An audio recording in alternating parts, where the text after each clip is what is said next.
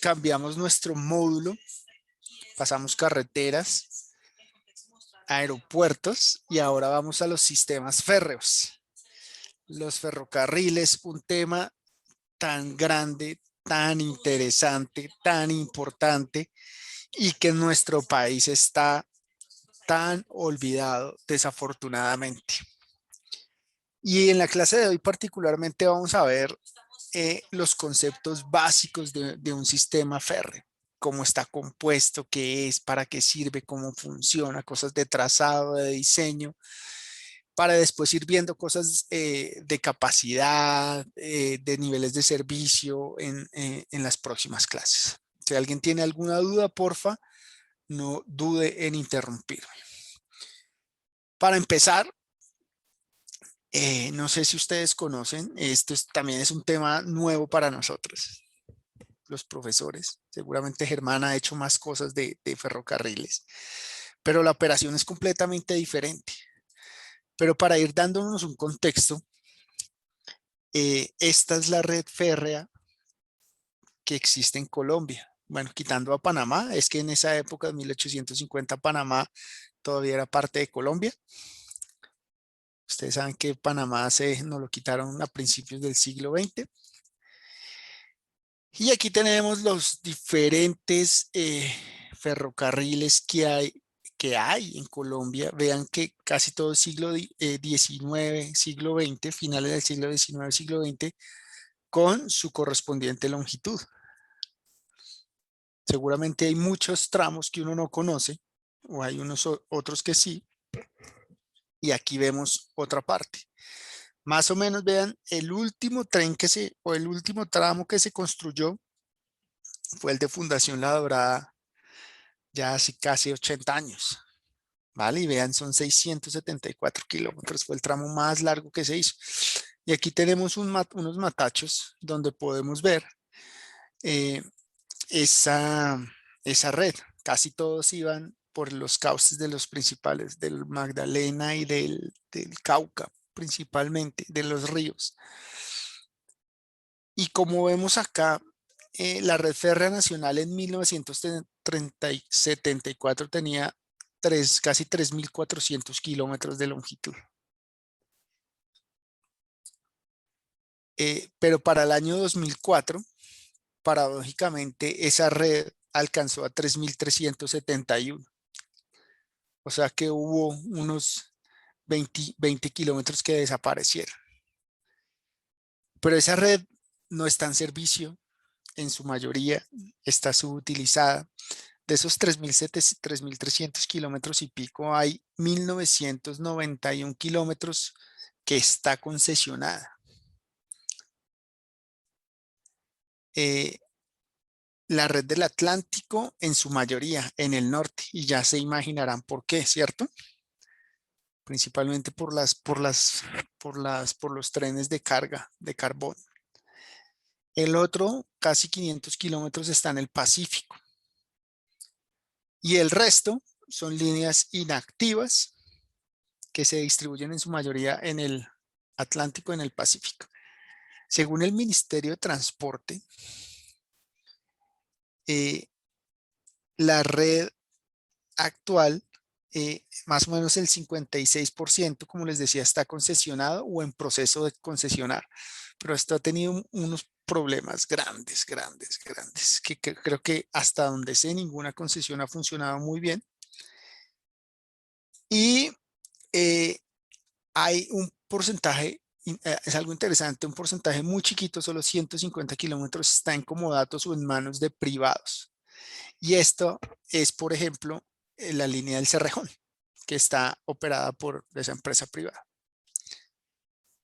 Y entonces, como vimos sobre todo en la primera mitad del siglo pasado, Colombia alcanzó a tener un desarrollo tecnológico importante en ferrocarriles de trocha angosta. Ahorita les cuento un poquito qué es eso de trocha angosta.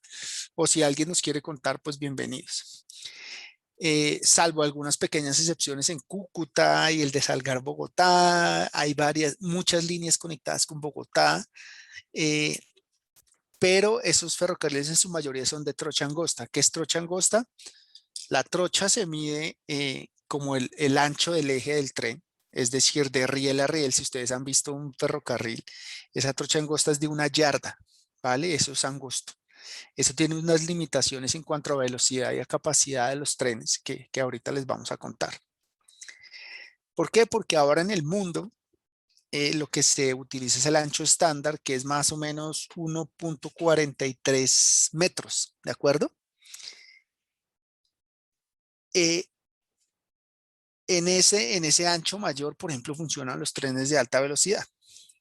Entonces, un tren o un ferrocarril en trocha angosta se pueden transportar por coche, por vagón, hasta 100 toneladas, hasta 100 kilómetros por hora. Pero si se tuviera la trocha estándar, esos números se podrían duplicar la velocidad y duplicar la carga. Pero además, el material rodante, los trenes, las locomotoras de trocha angosta, eso ya no se usa, eso ya no se fabrica. Entonces, si uno necesita equipos para eso, tiene que mandarlos a hacer y obviamente eso cuesta mucho más, ¿de acuerdo? Porque la salida comercial está orientada hacia vehículos de trocha ancha, de trocha estándar. A pesar de esta situación, eh, los trenes de trocha angosta para una topografía como la colombiana funcionan mucho mejor.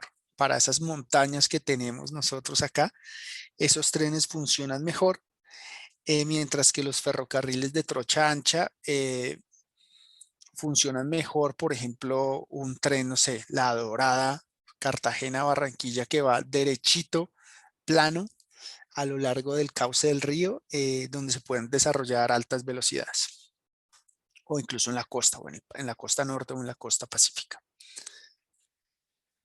Para que tengan una idea, esto es un perfil de la línea férrea entre Bogotá y Santa Marta que existe todavía. Entonces vean, esto es de una conferencia y ahorita les cuento de un señor que se llama Eduardo Rodríguez, que ya les voy a dar a contar algunas cosas de eso. Vean que aquí era desde Santa Marta sale uno relativamente plano hasta que llega a Villeta. Ahí lo que se hacía era generalmente es enganchar otra locomotora para poder subir hasta Bogotá. Y cosas curiosas que me han parecido es que, por ejemplo, las locomotoras en esa época tenían unas bolsas de arena donde le iban echando arena al riel. ¿Para qué creen que se le iba haciendo, echando arena al riel mientras iba subiendo la locomotora? Para dar más tracción. Correcto, Álvaro, para mejorar la tracción. Exacto. Esas son cosas interesantes de cómo funcionaban los trenes, que uno a veces nunca lo piensa, ¿no? Y vean, este es un plan de transporte del año 1982. Así era como se planificaban los servicios en la red cuando existían los ferrocarriles nacionales de Colombia.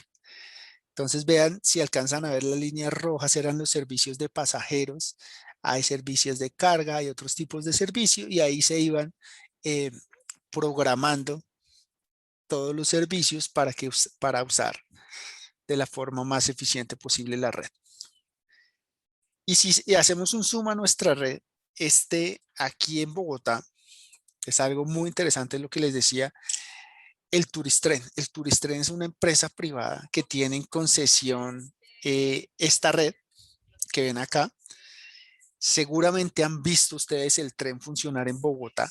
Eso está concesionado por lo que les decía, por esta empresa que es Turistren, que es de un señor que se llama Eduardo Mendoza, que yo creo que es el señor que más conoce de trenes en el país. Estudió eso por fuera es un señor mayor, por supuesto, trabajó en ferrocarriles nacionales, administró estaciones, administró líneas y ahora está con eh, con esta interesante apuesta por revivir los trenes. Nosotros tenemos una charla con él en otro curso, se lo recomiendo si buscan en el canal del curso.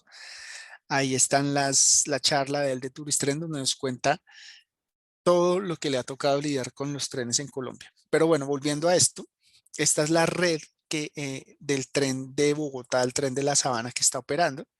Son 330 kilómetros y él ha hecho cosas muy, muy chéveres. No sé si conocen el tren de Navidad. El tren de Navidad es súper bonito, pero actualmente, para quienes no sepan, el tren funciona como un servicio de pasajeros.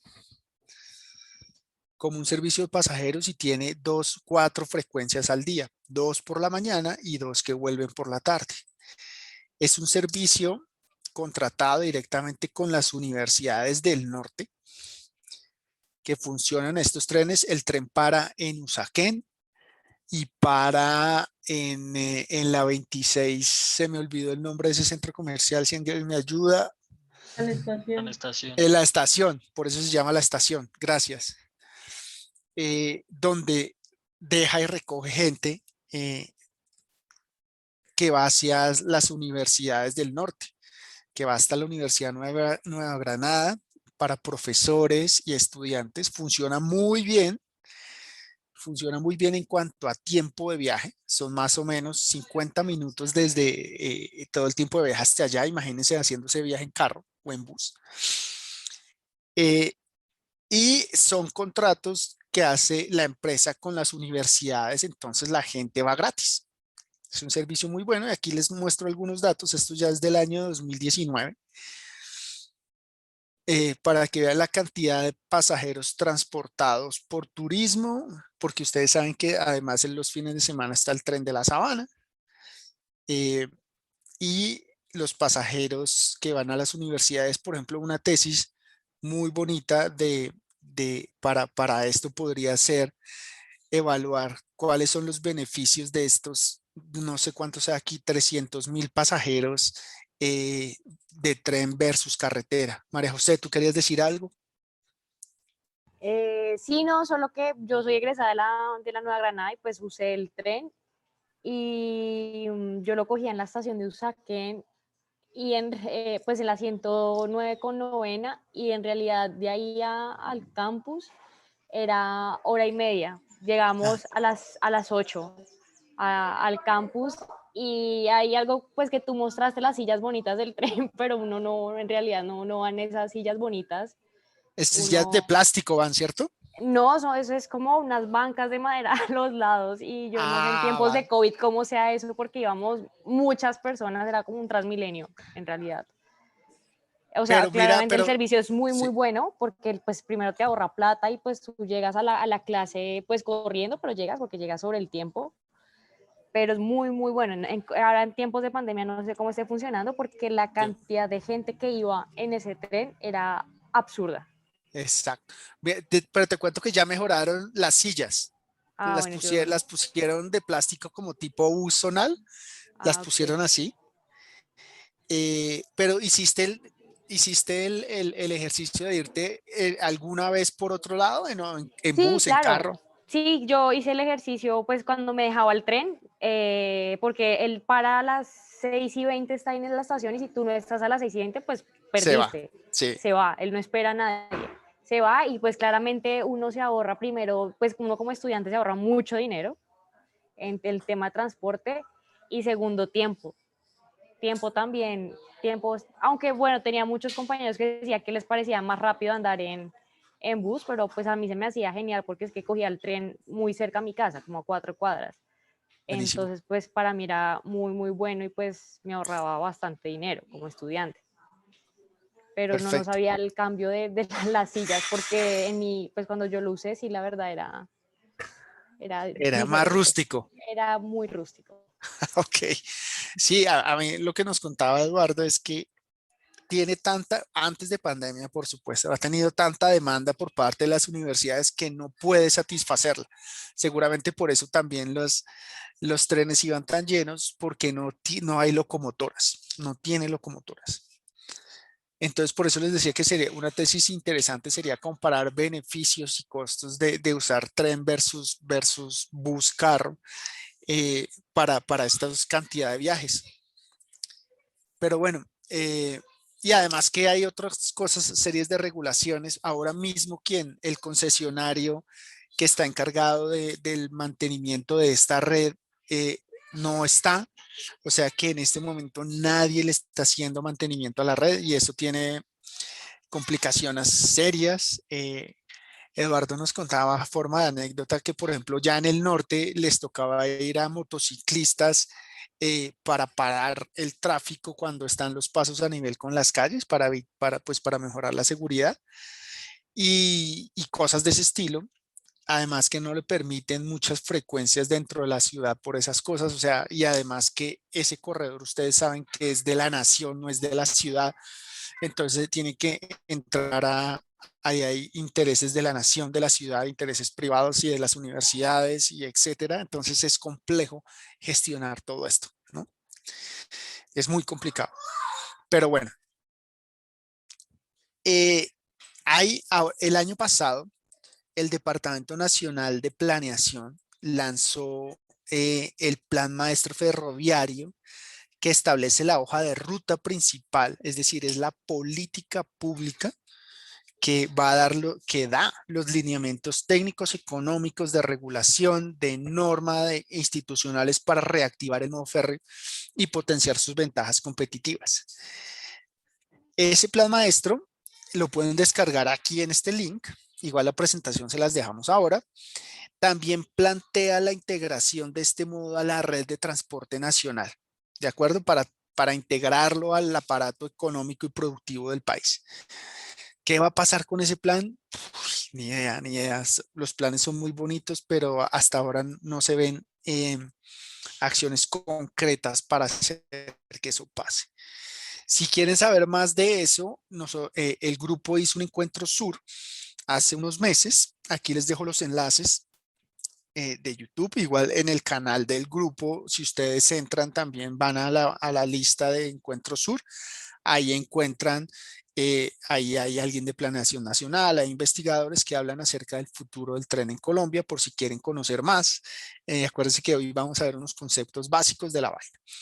Y si les interesa conocer cómo va a funcionar el metro de Bogotá, que tiene unas cosas muy interesantes. Aquí también hay una charla de cómo está diseñada la operación y la construcción de la primera línea y también parte nos cuentan aquí un David que trabaja en el metro, eh, qué pasa con la línea 2. Si les interesa, de nuevo, aquí pueden consultar. Pero entonces empecemos desde lo básico. ¿Qué elementos componen un sistema ferroviario? Tenemos 4 elementos básicos que los vamos a ver uno por uno de una forma muy rápida, son muy fáciles de entender, pero como les decía, el desconocimiento de nosotros en estos temas es tal que es importante que conozcamos todos estos elementos. Entonces vamos con el tema de infraestructura, que nosotros relacionamos siempre esa palabra con obras, sí, pero aquí está más relacionado con el tema de infra, que es lo que está por debajo. ¿De acuerdo? En este caso, la infraestructura es el terreno base sobre el que se asienta la vía o los rieles. Es decir, esa es la plataforma donde está la carrilera, como le dicen mis papás, ¿vale? Entonces esa infraestructura está compuesta, aparte pues de las obras que hay para hacer esa plataforma, desagües, muros de contención, drenajes, etcétera, están las obras, ahora sí la palabra como nosotros la conocemos de infraestructura para salvar esos obstáculos naturales que son viaductos, puentes, pasos a nivel, túneles, etcétera, ¿de acuerdo? Y tenemos todo el trazado, que el trazado es algo súper delicado, súper importante, que tiene, como ustedes ya saben, ustedes ya vieron diseño geométrico de vías, donde tenemos los trazados de planta, el perfil longitudinal, es decir, el alineamiento vertical y la sección transversal. Vamos a la superestructura, ahora sí, lo que está encima de esa infraestructura, de esa plataforma. Tenemos la vía, nosotros lo conocemos como los rieles. Y entonces esa vía está compuesta por los rieles, las traviesas, el balastro, tirafondos y placas de asiento. Adicionalmente, en español de España, el carril, este es el carril, ¿de acuerdo?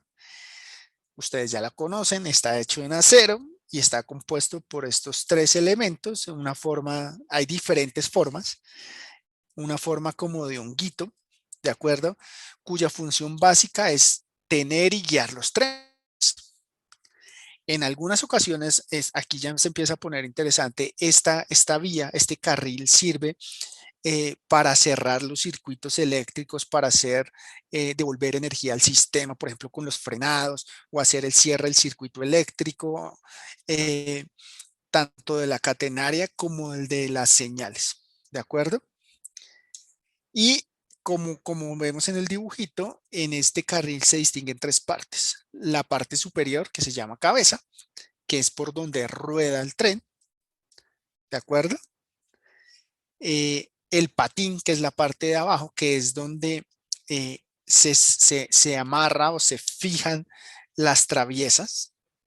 Las traviesas son los palitos transversales que van uniendo los rieles, ¿de acuerdo? Y ahí, los rieles tienen una longitud X, ¿de acuerdo? 100, 200, 300 metros, esos se sueldan formando un único cuerpo, pero ahí también hay que tener juntas de dilatación para mejorar el desempeño de la estructura. Tenemos las traviesas. Bueno, todavía no. Las traviesas que son los elementos que de diversos materiales, antes se hacían en madera, ahora son en hormigón, en concreto, que son transversales al eje de la vía y sirven ¿para qué? Para sostener al riel y al tren con la base, el balastro, que son piedritas. Los que saben de geotecnia sabrán mejor cómo se dice, ese material granular sobre el que se asientan las traviesas y cuya función es amortiguar y repartir los esfuerzos que ejercen los trenes sobre la vía y además impedir que existan desplazamientos una vez el tren pase. Y están los tirafondos y las placas de asiento, que son los elementos que sirven para fijar el carril, este riel, a la traviesa, y que pues hay de muchas clases. Ya saben que si alguien tiene alguna duda, por favor me interrumpe y me cuenta. Tenemos los aparatos en la vía, que son muchos, ¿de acuerdo? Estos aparatos permiten desdoblar los carriles mediante unas piezas que se llaman agujas. Una aguja está compuesta por una parte fija en la conexión de las dos vías, que se llama corazón, como vemos aquí en la gráfica, y una parte móvil, que es la aguja propiamente dicho, que se va corriendo, que es el espadín. Y entonces ahí vemos cómo moviendo esas agujas podemos hacer que un tren cambie de vía o se mantenga donde está. Pero entonces hay más elementos para esto. Entonces hay diferentes tipos de desvíos. En Europa era muy común, si uno iba a la península ibérica o si ya pasaba por el otro lado a Rusia, que hubieran anchos diferentes de vía.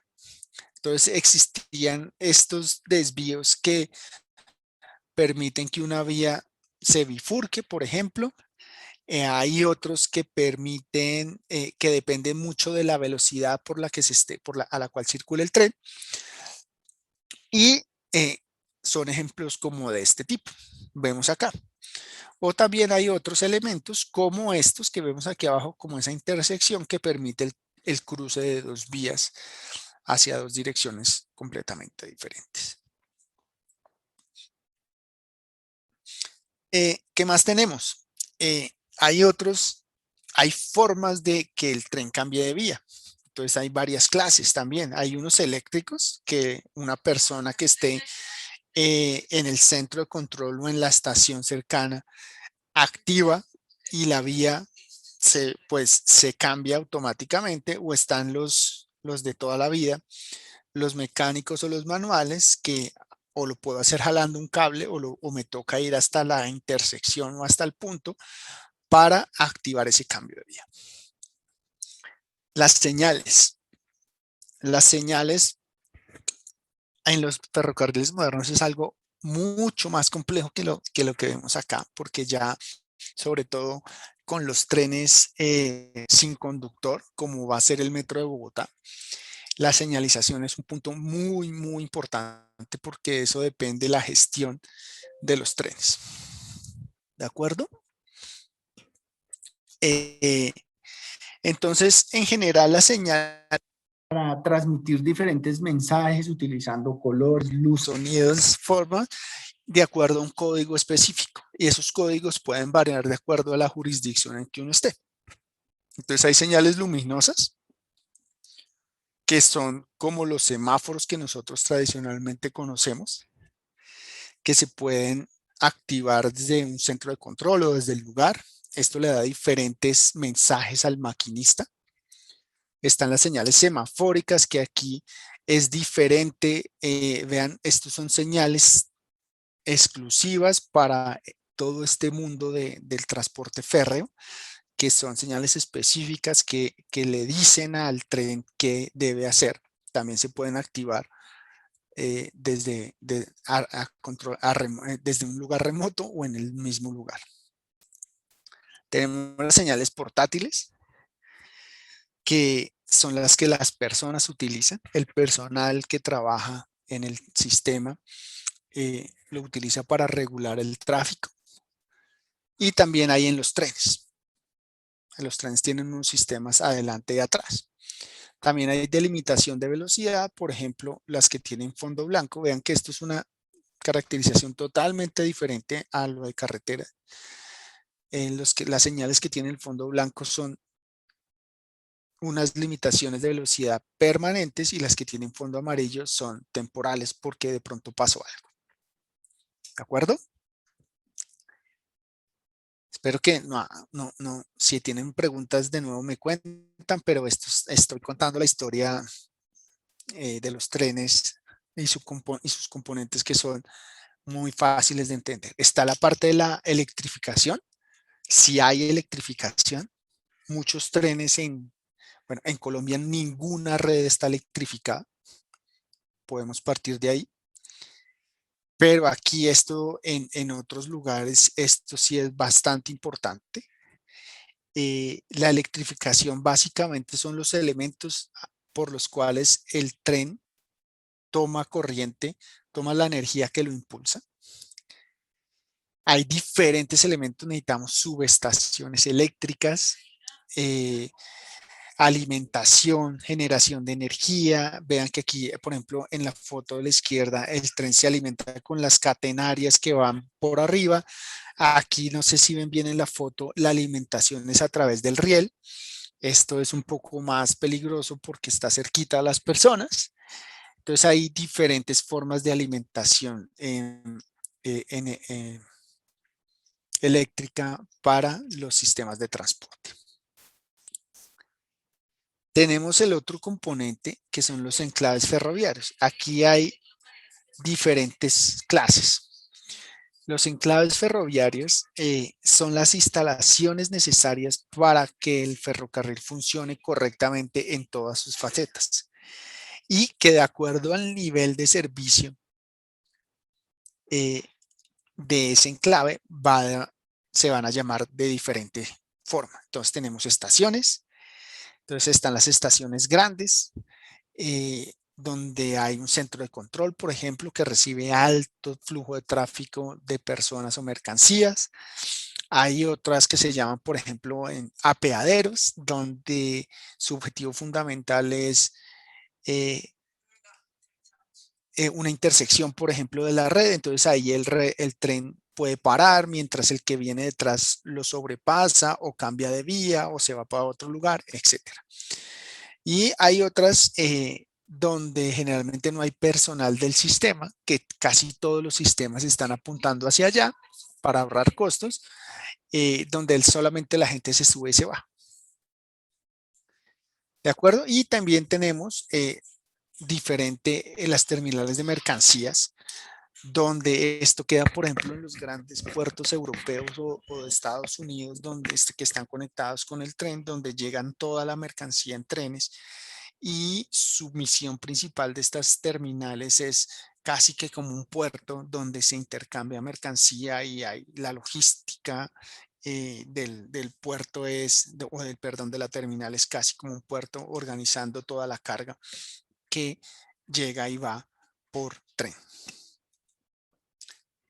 Y llegamos por último al material rodante. Tenemos locomotoras y autoferros, como veíamos ahí, de tracción diésel, hay eléctricas e incluso en Colombia tenemos unos trenes a vapor. Hay diferentes tipos de locomotoras, las que nosotros tenemos en la cabeza que es para arrastrar los vagones. Ya vamos a ver algo con ese término vagón. Y también hay locomotoras específicas, por ejemplo, para reparar y para mantener la vía. Son locomotoras que van sobre la vía y van manteniendo, por ejemplo, las traviesas, los rieles, porque a veces hay que, yo no sé si el término adecuado es pulirlos, pero hay que rectificarlos. Toda la red eléctrica también hay que hacerle un mantenimiento periódico y constante. Entonces también hay vehículos especializados y diseñados para esas labores.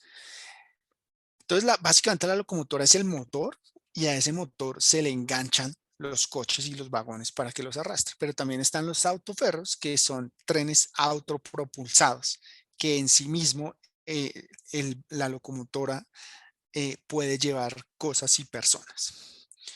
Entonces aquí volvemos a los datos de Eduardo Rodríguez. Aquí vemos un autoferro y esta es una locomotora diésel. Y seguramente ustedes ven la de la derecha, es una locomotora a vapor. Esto es para el que le guste los trenes, esto es espectacular. Esta es la locomotora a vapor que va por el tren, por la sabana. Para que vean, este señor lo que ha hecho es irse por toda Colombia rescatando este tipo de cosas por partes. Y esta máquina que vemos aquí es esta. Él tiene un taller en la estación de la Sabana súper, súper, súper bonito, donde hacen todos estos trabajos. Esta es una locomotora, él los conoce por el nombre de la serie, etcétera, pero son trabajos muy bonitos. No sé si alcanzan a ver que aquí está el carbón que calienta la caldera, que hace que la maquinaria a vapor funcione. Son trabajos de restauración espectaculares. Aquí tenemos el autoferro. Este es el autoferro autopropulsado que estaba en este estado y son los que actualmente funcionan en la vía. Para que hagan una idea, hay mucha gente que le gusta mucho esto y cada año, pues de nuevo, antes de pandemia venían ingleses, alemanes y australianos, yo no sé, gente de todo el mundo y vienen exclusivamente a que Eduardo les prenda estas máquinas y las puedan ver en funcionamiento.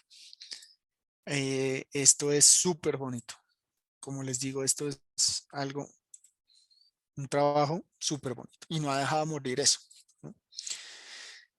Pero bueno, pasamos de las locomotoras al material remolcado.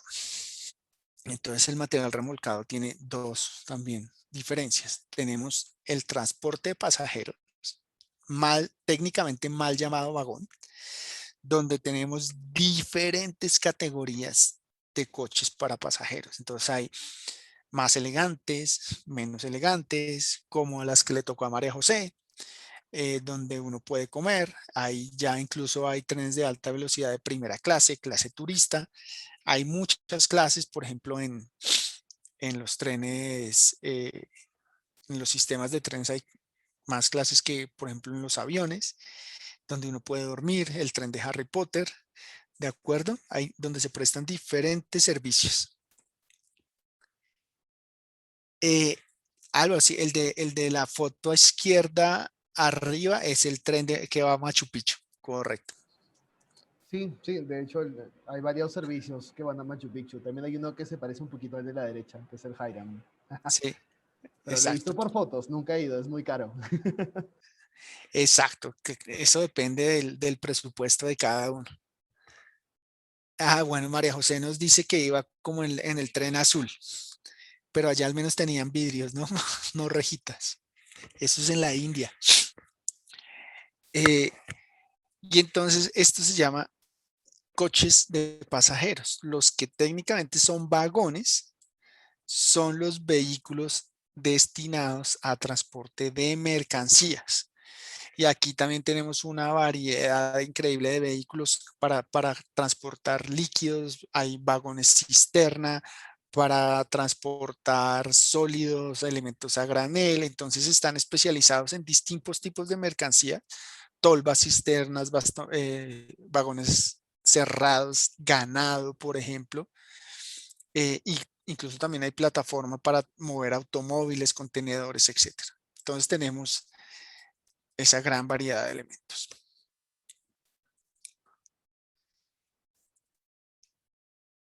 Eh, entonces, esos son los componentes de un sistema férreo. Supongo, y ustedes me dirán, porfa, si me equivoco, que quedó claro qué compone un sistema férreo. Esas cuatro cosas: la estructura, la infraestructura, superestructura, es decir, por dónde circula el tren, toda la parte de señalización y la parte de alimentación y el material rodante. O ustedes me dirán si algo que no quedó claro, si me detengo en algo, si repito en algo. Todo claro por ahora, Luis Ángel. Sí, claro. Vale, vale, Álvaro, gracias. Gracias, Daniel. Entonces, ahora sí vamos a ver esos elementos. Los vimos por separado, pero eso, cada cosa por separado no hace un sistema férreo. Necesitamos unir todos esos elementos y ver las diferencias entre sí. Entonces, la primera gran diferencia, y es que en un sistema férreo, su trayectoria coincide exactamente con su trazado. Y espero que con esta imagen quede claro, porque si yo voy en bici o caminando o en el carro, puedo moverme dentro de la estructura, dentro de la infraestructura, puedo moverme y tomar diferentes trayectorias dentro de esa estructura. En el ferrocarril no, ¿de acuerdo? Esto tiene ventajas y desventajas. La principal ventaja es que hay una mayor seguridad y se pueden desarrollar mayores velocidades. La principal desventaja es que vimos la poca flexibilidad del servicio. Si se bloquea la vía, no hay nada que hacer sino esperar a que se desbloquee.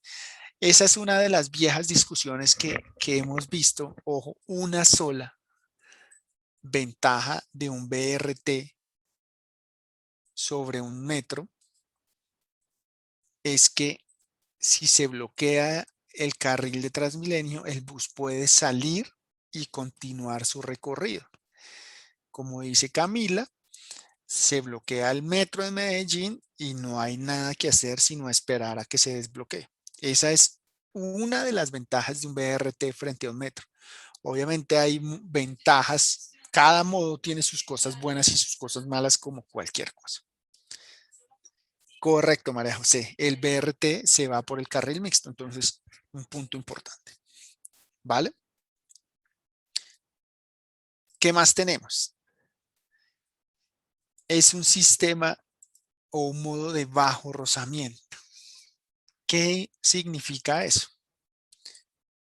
Tiene de nuevo también cosas buenas y cosas malas. La fricción entre las ruedas y la vía, los carriles, el riel, tiene bajo rozamiento. Eso implica que, como vemos acá, que con mucha menos fuerza, con mucha menos energía, puedo arrastrar más carga. Es decir, es muchísimo más eficiente para transportar toneladas con menos costo energético un tren que un camión. ¿De acuerdo? Pero esa misma baja fricción plantea un problema de seguridad, ya que un tren necesita una distancia de frenado bastante larga. y eso limita su capacidad. Y eso lo vamos a ver más adelante. Una limitación importante de capacidad de un servicio férreo es que los trenes van a tener que distanciarse mucho uno del otro por cuestiones de seguridad. Por si pasa algo, un tren, como les decía, si va a 100 kilómetros por hora, tiene que frenar 5, dependiendo del sistema, 5, 6, 8 kilómetros antes, porque si no, no alcanza a detenerse. ¿De acuerdo? Entonces son cosas buenas, como vimos, y cosas malas. Viene el punto 3. ¿De acuerdo? Esto ya lo vimos. Todo el tema de infra y supraestructura y superestructura, todo lo que vemos, terraplenes, plataformas, viaductos, material de soporte, etcétera, que fue lo que vimos al principio. Tenemos la señalización, la electrificación y el material rodante. Eso es lo que condiciona o conforma un sistema férreo. Pero lo verdaderamente importante es que esos 5 elementos funcionen bien, encajen bien entre ellos. Como les decía hace un momento, por ejemplo, el metro de Bogotá, seguramente ustedes conocen, hay varias líneas de metros urbanos en el mundo donde ya no existe conductor. Eso necesita una señalización moderna importante. Eso permite, por ejemplo, que los trenes vayan más juntitos, es decir, que haya una frecuencia más alta, pero va a llegar un punto en que eso, una cota en que ya no podemos mejorar más. Entonces, encajar estas piezas del rompecabezas es lo más importante para que todo funcione bien. Yo puedo tener cada sistema funcionando de forma óptima por aparte, pero eso no significa que cuando yo los uno me dé un óptimo global, ¿vale? Esas interacciones son súper claves. Entonces, ¿qué debo yo tener en cuenta para el diseño de un sistema férreo? ¿De acuerdo? Entonces, lo primero es la visión funcional. El servicio es lo fundamental. Entonces debemos plantearnos preguntas y hacer análisis previos como estos. ¿Qué demanda o qué mercados necesito atender? ¿Pasajeros, mercancías? Ambos. Generalmente muchos trenes son mixtos, mueven pasajeros y mercancías. Incluso hay unos metros en Europa que por las noches, por ejemplo, mueven carga urbana. ¿De acuerdo? Esto es en Francia y en Holanda esto se usa mucho. ¿Por dónde voy a lanzar el trazado? Quiero competir, obviamente aquí el contexto es importante, un tren urbano es diferente a un tren interurbano. Si yo quiero un tren de mercancías como veíamos Bogotá, Santa Marta, yo quisiera competir con la carretera para ser más eficiente llevando y trasladando carga, ¿cierto? Y además que un ferrocarril se diseña con una visión de a largo plazo. Y de nuevo, si queremos discutir, venimos aquí al tema de Bogotá. El metro de Bogotá, que ya por cuestiones de la vida, ustedes ya se conocen ese cuento, va a ser elevado al menos en su primera línea. Es una infraestructura que va a estar muchos años en nuestra ciudad. Décadas, tal vez siglos. ¿De acuerdo? Entonces, eso es importante. La visión a largo plazo del sistema. ¿De acuerdo? Como vimos en Colombia, los ferrocarriles se construyeron hace cerca de un siglo y como vimos, casi todos están en malas condiciones, abandonados. No sé si el plan maestro de ferrocarriles corrija eso, busca corregir eso, no sé si lo logre, pero es algo importante para tener en cuenta. ¿Qué pasa con los trenes regionales también en Bogotá? Por eso esas preguntas ahí. ¿Qué servicio quiero hacer? Quiero prestar. ¿De acuerdo? Entonces, este punto era el que yo les decía, encajar esas piezas de rompecabezas es clave, clave. Como les decía, esa integración no es sencillo y además porque cada componente, cada pieza de rompecabezas tiene ciclos de vida diferentes. La infraestructura dura más, pero hay que hacerle un mantenimiento constante. Depende del servicio. El servicio, las necesidades de mantenimiento de un tren de alta velocidad son muchísimo más exigentes que, por ejemplo, el mantenimiento de la vía para el tren de la sabana. El material rodante tiene también una vida útil. Ahora Medellín, bueno, en esta época Medellín está pendiente de cambiar sus trenes, incluso ya se han repotenciado algunos, pero ya ha llegado algunos equipos a que ya no dan más, entonces están viendo la reposición de ese material rodante que es carísima, ¿de acuerdo? No sé cómo irá ese proceso. Entonces también tenemos la señalización y esta señalización va cambiando mucho por todos los avances tecnológicos. Entonces cuando tengamos el proyecto, tenemos que tener en cuenta todos estos elementos. La planificación es súper importante, el diseño, la implementación y el mantenimiento. Entonces el proceso debe tener en cuenta todas estas fases. ¿Por qué? De nada nos vale, por ejemplo, queremos ahorrar 10% la inversión inicial, pero imagínense que ese ahorro de 10% me está afectando la operación con sobrecostos e impide que sea un modo competitivo. Entonces yo no hago nada habiéndome ahorrado ese 10% en la infraestructura cuando tengo unos problemas serios de operación. ¿Vale?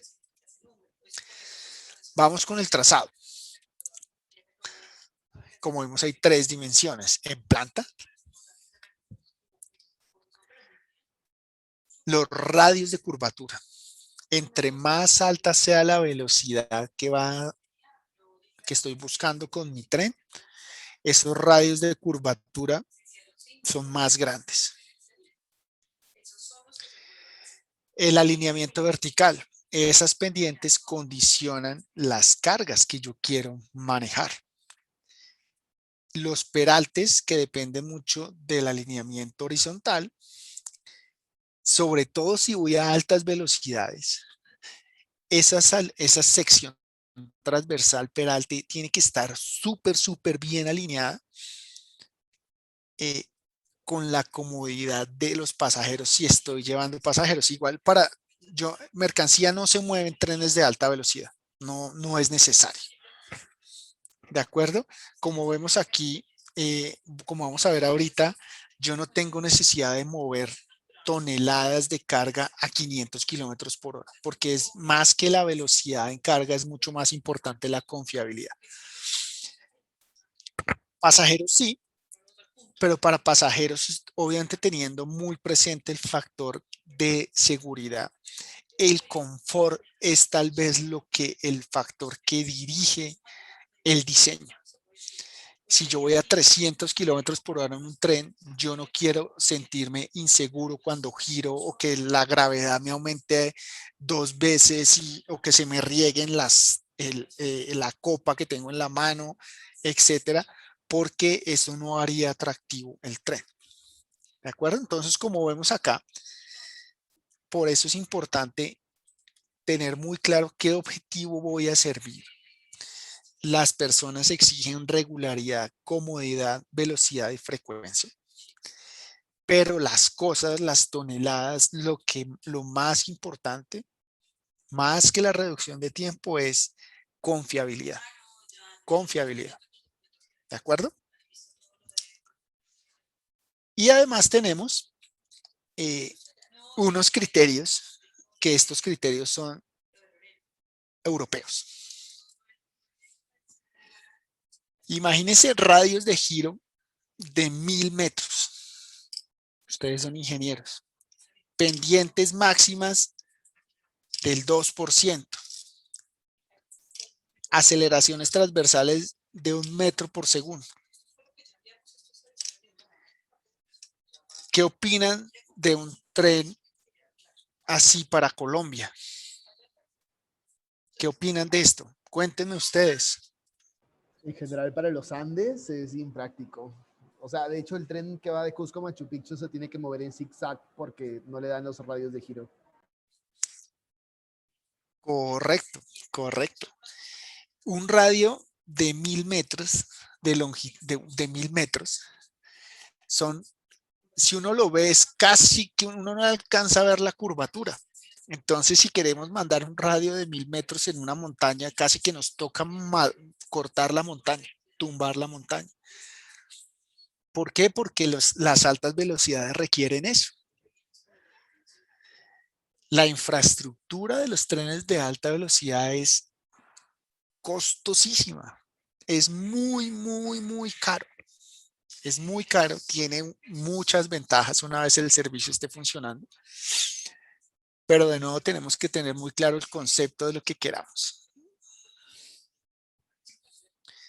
Y esto es bonito porque esto lo he mostrado, yo lo muestro en muchos de mis clases.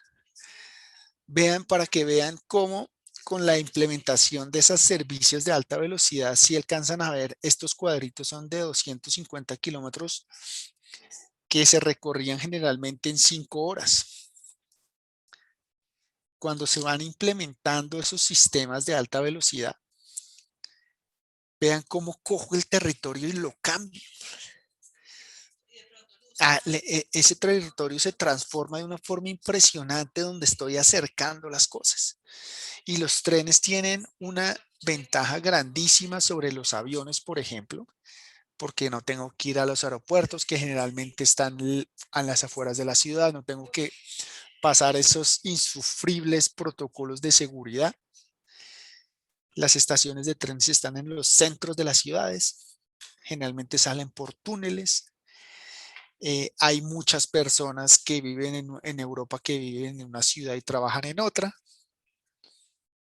Es algo muy, muy, muy interesante. Incluso en Francia acaban de prohibir que vuelos, se me acaba de ir el número, vuelos de más de 2 horas, perdón, vuelos de menos de 2 horas donde haya conexión de tren. Es una medida interesante, ¿cierto?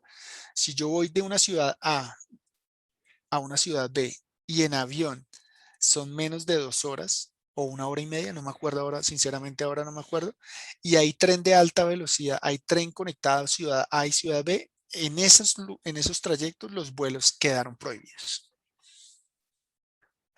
Eso puede ser algo interesante que va muy alineado con todo este tema de desarrollo sostenible, emisiones de gases de efecto invernadero, etc.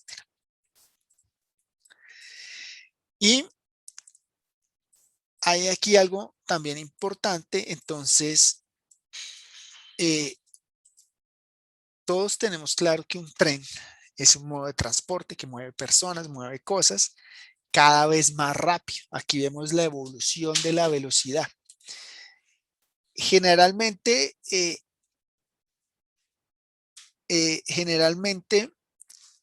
el tiempo en avión, los aviones, aunque hay aviones supersónicos, la velocidad de los aviones está entre 800 y 900 y piquito kilómetros por hora. El carro circula entre 80 y 100, 120 kilómetros por hora, aunque se pueda más, pero son las velocidades comunes de operación. En los trenes parece que aún no se ha llegado a ese techo. Vemos aquí cómo ha evolucionado la velocidad en los trenes, donde actualmente el récord de velocidad está a 575 kilómetros por hora. Les voy a mostrar un videito que dura 4 minutos de lo impresionante que se ve por fuera circulando este tren. Monter et puis on accélère un peu quand on descend, mais rassurez-vous, nous allons encore monter et dépasser Si les 500 entienden dans quelques francés, secondes. nos traducen, Tout porfa. est normal, on a un petit peu ralenti, on va repartir. Martin, vous avez senti ce tout petit ralentissement ou pas du tout? Martin Goès en direct du TGV, vous m'entendez? Non, on peut pas le sentir. Ah non, Martin ne nous entend plus. Donc en effet, il peut y avoir des variations, mais qu'on ne C'est tout ressent à fait pas quand on normal est dans le puisqu'il y a train. des rampes et ça joue bien que la puissance du train soit considérable. Voilà, Voilà. on a passé le 518. Donc Alors là, on a dépassé le record de 1990. Là, Ouais. maintenant, tous les records sont déjà battus. ouais, Il n'y a aucun train au monde n'a été aussi vite que maintenant. d'accord. Il est déjà le plus rapide Ouais. dans l'histoire. Et là, l'objectif, c'est quand même aujourd'hui d'essayer d'arriver à combien? Je ne Allez, sais pas, je ne peux pas dites-le. vous le dire. Je peux vous dire que la vitesse de 600 km/h est à peu près Ya que impensable. vamos en d'Afrique du Moyen, 525, faire ta va acelerando. l'ingénieur, il me l'a dit hier soir. On ne peut pas faire du 600 à cause des problèmes d'adhérence. Mais disons qu'entre cette vitesse-là et 600, vous avez toutes les latitudes que vous D'accord. pouvez estimer. 560, 70 peut-être. Martin, vous êtes de nouveau avec nous au téléphone. Oui, Françoise, je vous entends. Là, le record donc, est donc battu ici. Il y a eu des applaudissements au moment du passage des 515. Maintenant, tout le monde est de nouveau nerveux. Là, vraiment, on n'en est pas loin. On a l'impression d'être vraiment dans une fusée. Donc vous êtes bien assis et... Voilà. Le bruit doit être absolument infernal depuis 550. l'extérieur. J'ai assisté au record à 515 en 90. C'était absolument assourdissant. C'est vrai. Et les cailloux du ballast volent sous les têtes. Ils sont entraînés par le vent de la course. Jean-Marie Messler, vos impressions en voyant cette progression continue? Vous croisez les doigts? Je dis jusqu'où où iront-ils? Non, non, mais voilà, tout se passe bien. 560, nous y voilà. Des applaudissements autour de nous, car dans la salle de presse, tout le monde est rivé sur les grands écrans. Et à chaque seuil de vitesse, voilà les applaudissements successifs. Record de 81, record de 90. Et puis le record de jeudi dernier, puisque nous avons été à 568 et des poussières. Nous voilà à 567. Jouer son va-tout. Alors c'est Ça vibre maintenant un que peu, tout se joue. On est absolument. Soit on décide d'arrêter, soit on continue.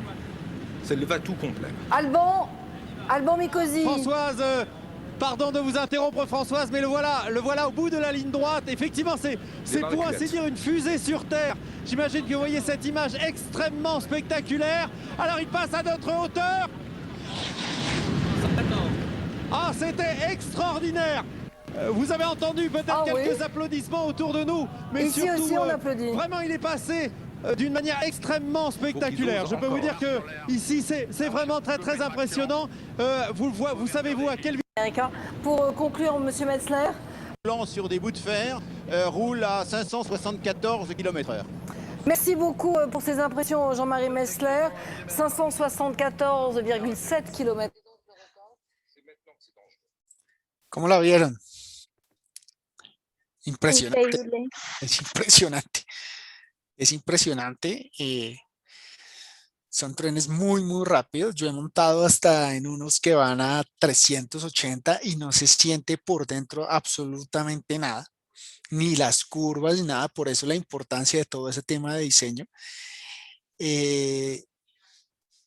Incluso ya hay trenes de alta velocidad low cost que empiezan a competir por los pasajeros. Entonces vemos esto, particularmente en Europa, tiene un crecimiento importante. Cada vez le dan más importancia a estos sistemas en detrimento de otros viajes de corto recorrido en los aviones que son modos más contaminantes, por ejemplo. Entonces, espero, muchachos, que con esto haya quedado claros los conceptos básicos de lo que compone un ferrocarril.